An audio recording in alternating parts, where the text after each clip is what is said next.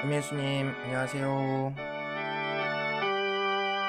벌써 6월입니다. 6월 예수성심성월. 이번 주에는 우리가 함께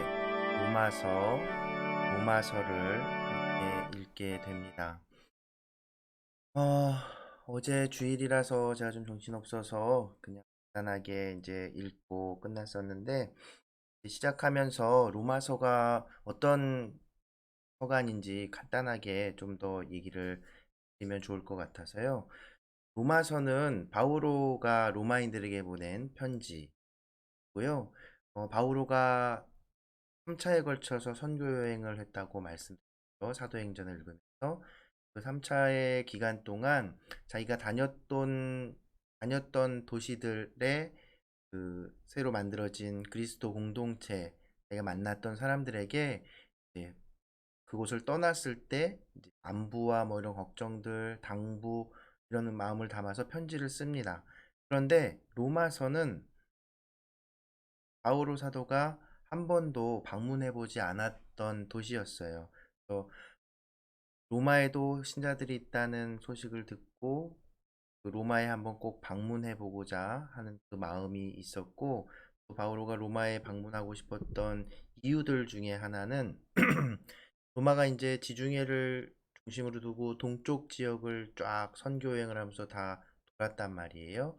그럼 이제 그 반대편, 세상의 반대편이라고 할 수 있는 로마를 넘어서 지금의 유럽, 스페인 역 그쪽으로의 선교를 계획하고 있었기 때문에 로마를 그 거점으로 삼으려고 했던 그런 생각들이 있었습니다.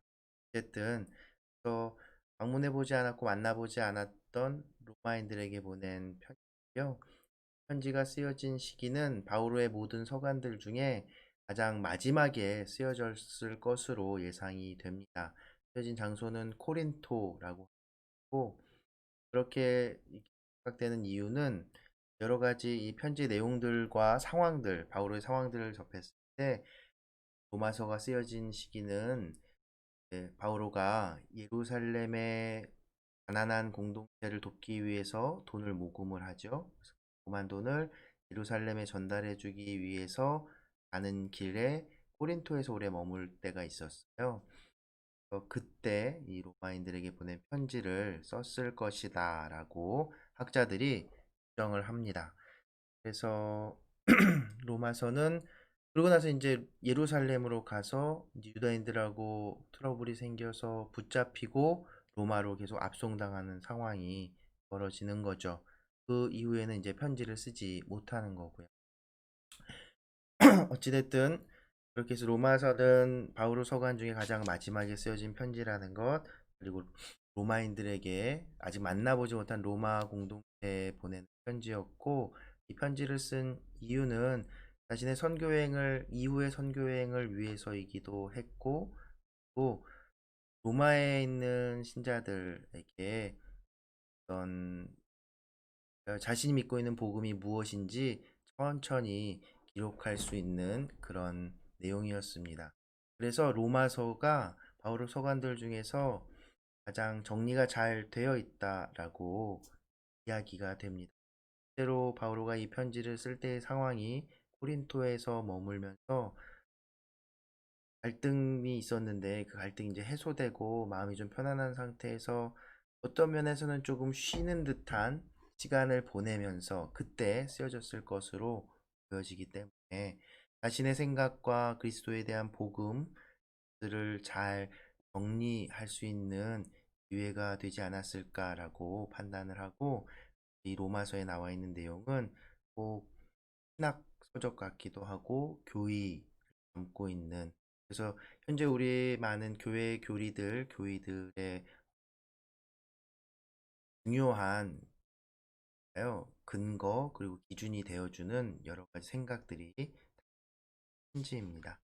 어쨌든 뭐 이런 정도만 알아두시고 로마서 오늘은 2장과 3장, 3장과 4장 천천히 함께 같이 보고 이거 나가면서 이야기 읽기 전 기도 함께 바치겠습니다. 성부와 성자와 성령의 이름으로 아멘. 말씀은 바로 내 곁에 있고 내 입에 있고 내 마음에 있다. 주님, 성령의 빛으로 저희 눈을 여시어 주님의 길을 보게 하시고 저희 귀를 여시어 생명의 말씀을 듣게 하소서. 아멘. 성부와 성자와 성령의 이름으로 아멘.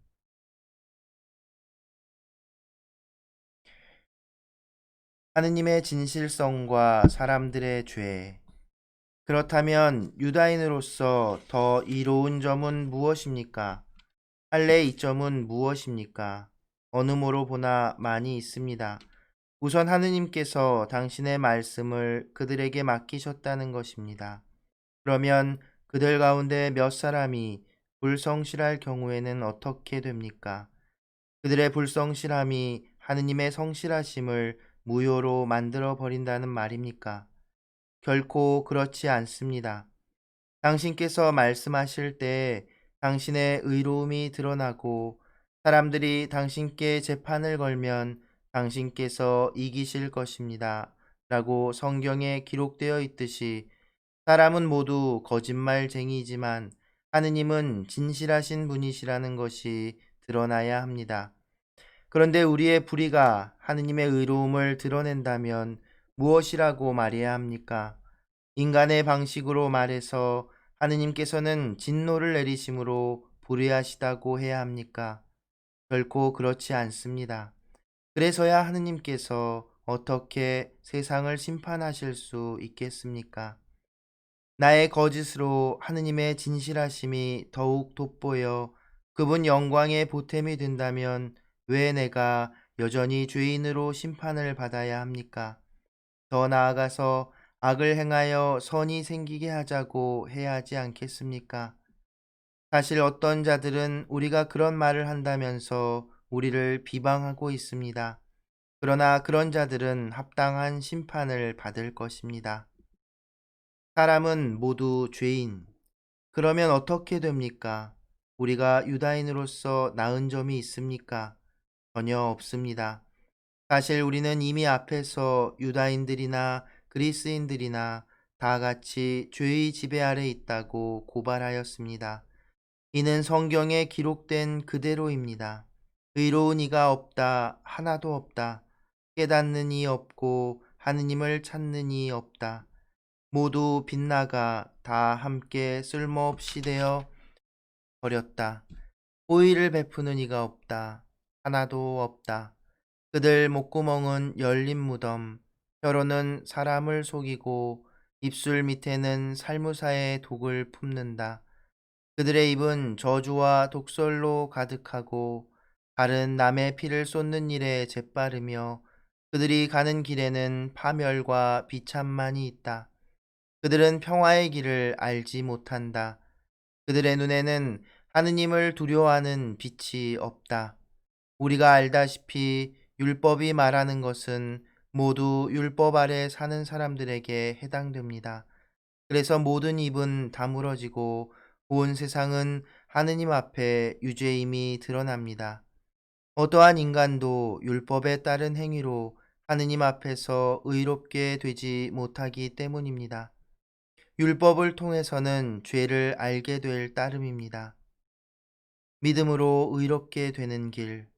그러나 이제는 율법과 상관없이 하느님의 의로움이 나타났습니다. 이는 율법과 예언자들이 증언하는 것입니다. 예수 그리스도에 대한 믿음을 통하여 오는 하느님의 의로움은 믿는 모든 이를 위한 것입니다. 거기에는 아무 차별도 없습니다. 모든 사람이 죄를 지어 하느님의 영광을 잃었습니다. 그러나 그리스도 예수님 안에서 이루어진 속량을 통하여 그분의 은총으로 거저 의롭게 됩니다. 하느님께서는 예수님을 속죄의 제물로 내세우셨습니다. 예수님의 피로 이루어진 속죄는 믿음으로 얻어집니다. 사람들이 이전에 지은 죄들을 용서하시어 당신의 의로움을 보여주시려고 그리하신 것입니다. 이 죄들은 하느님께서 관용을 베푸실 때 저질러졌습니다. 지금 이 시대에는 하느님께서 당신의 의로움을 보여주시어 당신께서 의로우신 분이며 또 예수님을 믿는 이를 의롭게 하시는 분임을 드러내십니다. 그러니 자랑할 것이 어디 있습니까? 전혀 없습니다. 무슨 법으로 그리 되었습니까? 행위의 법입니까? 아닙니다. 믿음의 법입니다. 사실 사람은 율법에 따른 행위와 상관없이 믿음으로 의롭게 된다고 우리는 확신합니다. 하느님은 유다인들만의 하느님이십니까? 다른 민족들의 하느님은 아니십니까? 아닙니다. 다른 민족들의 하느님이시기도 합니다. 정녕 하느님은 한 분이십니다. 그분께서 할례 받은 이들도 믿음으로 의롭게 하시고 할례 받지 않은 이들도 믿음을 통하여 의롭게 해 주실 것입니다. 그렇다면 우리가 믿음으로 율법을 무효가 되게 하는 것입니까? 결코 그렇지 않습니다. 오히려 율법을 굳게 세우자는 것입니다. 아브라함의 믿음. 그렇다면 혈육으로 우리 선조인 아브라함이 찾아 얻을 것을 두고 우리가 무엇이라고 말해야 합니까? 아브라함이 행위로 의롭게 되었더라면 자랑할 만도 합니다. 그러나 하느님 앞에서는 그렇지 않습니다. 성경은 무엇이라고 말합니까? 아브라함이 하느님을 믿으니 하느님께서 믿음을 의로움으로 인정해 주셨다 하였습니다. 일을 하는 사람에게는 품삯이 선물이 아니라 당연한 보수로 여겨집니다. 그러나 일을 하지 않더라도 불경한 자를 의롭게 하시는 분을 믿는 사람은 그 믿음을 의로움으로 인정받습니다. 그래서 다윗도 하느님께서 행위와는 상관없이 의로움을 인정해 주시는 사람의 행복을 이렇게 노래합니다. 행복하여라 불법을 용서받고 죄가 덮어진 사람들. 행복하여라 주님께서 죄를 헤아리지 않으시는 사람. 그렇다면 이 행복이 할례 받은 이들에게만 해당됩니까? 아니면 할례 받지 않은 이들에게도 해당됩니까? 우리는 하느님께서 아브라함의 믿음을 의로움으로 인정해 주셨다고 말합니다. 그러면 어떤 상황에서 그러한 인정을 받았습니까? 할례를 받은 다음입니까? 아니면 할례를 받지 않았을 때입니까? 할례 받은 다음이 아니라 할례 받지 않았을 때입니다. 그는 할례를 받지 않았을 때에 믿음으로 얻은 의로움을 확증하는 것으로서 할례라는 표징을 받았습니다. 이는 그가 할례를 받지 않고도 믿는 모든 사람의 조상이 되어 그들도 의로움을 인정받게 하려는 것이었습니다. 또한 아브라함은 할례 받은 이들의 조상입니다. 그들은 할례를 받았을 뿐만 아니라 우리 조상 아브라함이 할례를 받지 않았을 때 걸어간 그 믿음의 발자취도 따라 걸었습니다. 믿음을 통하여 실현된 하느님의 약속. 세상의 상속자가 되리라는 약속은 율법을 통해서가 아니라 믿음으로 얻은 의로움을 통해서 아브라함과 그 후손들에게 주어졌습니다. 율법에 따라 사는 사람들이 상속자라면 믿음은 의미가 없어지고 약속은 무효가 됩니다. 율법은 진노를 자아내기 때문입니다. 율법이 없는 곳에는 범법도 없습니다. 그러한 까닭에 약속은 믿음에 따라 이루어지고 은총으로 주어집니다. 이는 약속이 모든 후손에게 곧 율법에 따라 사는 이들 뿐만 아니라 아브라함이 보여준 믿음에 따라 사는 이들에게도 보장되게 하려는 것입니다.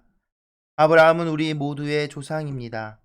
그것은 성경에 내가 너를 많은 민족의 조상으로 만들었다 라고 기록된 그대로입니다. 아브라함은 자기가 믿는 분, 곧 죽은 이들을 다시 살리시고 존재하지 않는 것을 존재하도록 불러내시는 하느님 앞에서 우리 모두의 조상이 되었습니다. 그는 희망이 없어도 희망하며 너의 후손들이 저렇게 많아질 것이다 하신 말씀에 따라 많은 민족의 아버지가 될 것을 믿었습니다. 100살가량이 되어 자기 몸이 이미 죽은 것이나 다름없고 사라의 모태도 죽은 것이라 여기면서도 믿음이 약해지지 않았습니다. 그는 불신으로 하느님의 약속을 의심하지 않았을 뿐만 아니라 오히려 믿음으로 더욱 굳세어져 하느님을 찬양하였습니다. 그리고 하느님께서는 약속하신 것을 능히 이루실 수 있다고 확신하였습니다. 바로 그 때문에 하느님께서 그 믿음을 의로움으로 인정해 주신 것입니다. 하느님께서 인정해 주셨다는 기록은 아브라함만이 아니라 우리를 위한 것이기도 합니다. 우리 주 예수님을 죽은 이들 가운데에서 일으키신 분을 믿는 우리도 그렇게 인정받을 것입니다. 이 예수님께서는 우리의 잘못 때문에 죽음에 넘겨지셨지만 우리를 의롭게 하시려고 되살아나셨습니다. 성부와 성자와 성령의 이름으로 아멘. 말씀은 내 발의 등불이요 나의 길의 빛이옵니다. 주님, 저희가 성경을 생명의 말씀으로 믿고 기도하며 살고 선포하게 하시어 언제나 성령 안에서 평화와 기쁨을 누리게 하소서. 아멘. 성부와 성자와 성령의 이름으로 아멘.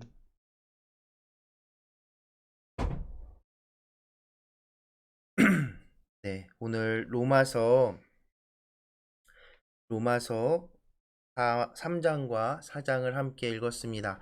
처음 시작할 때 말씀드린 것처럼 이 로마서는 바오로 사도가 가장 마지막에 쓴 편지이고 또 상황이 이 편지를 쓸 때 상황이 조금은 안정되고 편안한 상황. 그래도 뭐 그렇게 지금에 생각하는 안정을 생각하면 안 되겠지만 그래도 3차에 걸친 이 선교 여행을 어느 정도 이제 완수했고 마무리했다라고 생각하는 순간 예루살렘으로 가기 앞서 그 마지막 순간 코린토에서 로마 사람들에게 보낸 편지이기 때문에 편안한 가운데 쓸 수 있었고 그래서 그 내용들이 굉장히 잘 정리되어 있고 그 정리된 예수님에 대한 그 믿음과 생각들이 지금 우리 신학 또 우리의 신앙을 그 뭐랄까요 정리하는데 가장 중요한 원천 중에 하나가 된 것입니다. 그래서 바오로 서가는 우리 그리스도교 신앙인들에게 지금까지도 굉장히 중요한 하나의 핵심적인 성경이 된 것이죠. 바오로 사도가 이 편지를 쓴 이유는 또 여러 가지로 생각해 볼 수 있는데 처음에 말씀드린 것처럼 한 가지는 이제 지중해를 이렇게 해서 지중해 동쪽은 세 번에 걸쳐서 딱 도른 거예요. 그리고 복음을 선포했고 주요 도시들마다 이제 그리스도 공동체를 만들어낸 겁니다. 고린토 같은 경우에는 막 갈등도 있고 이제 그런 편지에서 나중에 고린토서에서 보게 될 텐데 그런 갈등도 있었지만 세 번에 걸쳐서 이렇게 돌면서 어느 정도 이제 복음 선교가 완결이 됐다고 이제 다른 곳, 새로운 곳, 지중해를 중심으로 서쪽, 로마의 더 서쪽, 지금의 유럽 그 대륙 그쪽으로 이제 진출할 준비를 하면서 마음을 먹으면서 로마가 로마가 그 중심지 역할을 베이스 캠프 같은 역할을 하기를 바랬던 그 마음도 있었고요. 그리고 그래서 로마 공동체가 있다는 말을 듣고 그곳에 가고 싶었는데 또 한 가지는 그런 게 있어요. 사실 그리스도인이 된 사람들, 당시에 예수님을 믿게 된 사람들은 유다인도 있고 유다인이 아닌 사람들도 있었지만 그 중심은 아무래도 유다인들이 중심이 될 수밖에 없었습니다. 왜냐하면 이스라엘에서 유대에서 일어난 일이 없고 또 예수님 역시도 유대인으로 이 땅에 오셨고 그렇기 때문에 유다인들을 중심으로 이 교회가 처음에 더 형성이 된 것이 사실입니다. 그러다 보니까 로마에 있는 그리스도 공동체라는 것도 그냥 원래부터 로마 사람, 유다인이 아닌 로마 사람들이 그리스도인이 되었다라기보다는 유대인인데 로마에 있었던 사람들. 당시 로마는 정말 세계의 중심이라고 할 수 있었거든요. 그래서 일 때문에 또 생계 때문에 여러 가지 이유로 유대인들도 로마에 많이 가서 지내기도 했습니다. 사실 바오로도 유대에서 지냈던 것이 아니라 그리스 지역에서 지냈던 것처럼요. 마찬가지로 그래서 이제 로마에 있던 유대 공동체는 바로 그리스도 공동체는 유대인들이 중심이 되었을 것이다 라고 추측하는 것이 일반적인 견해라고 할 수 있습니다. 자, 그렇게 놓고 볼 때 이제 우리가 사도행전 마지막 부분에서 접한 것처럼 바오로 사도는 유대인들하고 사이가 안 좋았어요. 그리스도교로 개종한 유대인들 뿐만 아니라 그리스도교로 개종한 유대인들하고도 사이가 그렇게 좋지 못했습니다. 유대인들 바오로가 이방인들에게 선교하고 이방인들을 위해서 복음을 선포하고 하는 활동들을 반대하는 사람도 분명히 있었고요. 그 사도행전에서부터 또 앞으로 나오는 이제 서간들에서도 등장하게 될, 그리고 오늘 읽은 그 3장과 4장에서도 이야기되는 할례에 관련된 논쟁들, 그런 것들에서 그리스도교를 개종한 사람이든 아니든 유다인들은 바오로가 좀 못마땅했던 부분이 있었던 거예요. 그래서 바오로의 반대자들이 로마 교회에도 먼저 가서, 아니면 로마에 있는 그 신자들에게 바오로 사도에 대한 좋지 못한 잘못된 그 소식, 정보들을 오해를 할 만한 얘기들을 전할까봐 그런 것들을 걱정해서 로마에 있는 그리스도 신자들에게 자기가 믿는 예수님에 관한 복음이 무엇인지를 이렇게 자세하게 설명하는 편지를 쓰게 된 겁니다. 그 중심이 되는 것이 바로 2장서부터 쭉 이어지는 11장까지 이어지는 교의 내용에 관련된 여러 가지 주제를 다룬 내용들인데요. 특히 오늘 함께 읽은 이 3장과 4장, 이것이 우리 지금 오늘을 사는 우리 신앙인에게도 가장 중요한 것을 가르쳐 주고 있습니다. 그것이 무엇이냐면 믿음에 관한 것이죠. 소위 신학적으로는 의화론이라고 표현되는 그런 어려운 말로 표현되는데, 뭐 쉽게 이야기하면 사람이 의롭게 되는 것이 무엇으로, 어떻게 의롭게 되느냐는 것이죠. 바로 이 로마서에서 이야기한 바오로 사도의 의로움에 대한 해석을 어떻게 하느냐에 따라서 개신교의 어떤 여러 교회들의 주장이 갈라지기도 했던 것을 우리는 역사 안에서 볼 수 있습니다. 그만큼 바오로 사도가 얘기한 의로움에 대한 오늘 이 함께 읽은 부분은 굉장히 중요한데, 우리 카톨릭에도 굉장히 중요한 의미입니다. 그런데 이제 그런 복잡한 신학적인 논쟁들은 우리가 알 필요가 없고, 우리가 놓치지 말아야 할 것은 바오로가 얘기한 이런 이야기입니다. 죄송합니다. 그러니까 사람이 의롭게 되는 건 믿음을 통해서 의롭게 된다는 것이죠. 근데 그 믿음은 무엇에 대한 믿음이냐? 바로 예수 그리스도에 대한 믿음이라는 겁니다. 그래서 3장 22절 같은 경우에 보면 예수 그리스도에 대한 믿음을 통하여 오는 하느님의 의로움은 믿는 모든 일을 위한 것입니다. 라고 이렇게 얘기를 하고,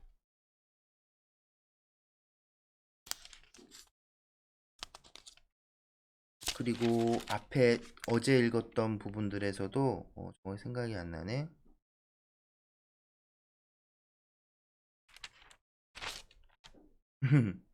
예. 어쨌든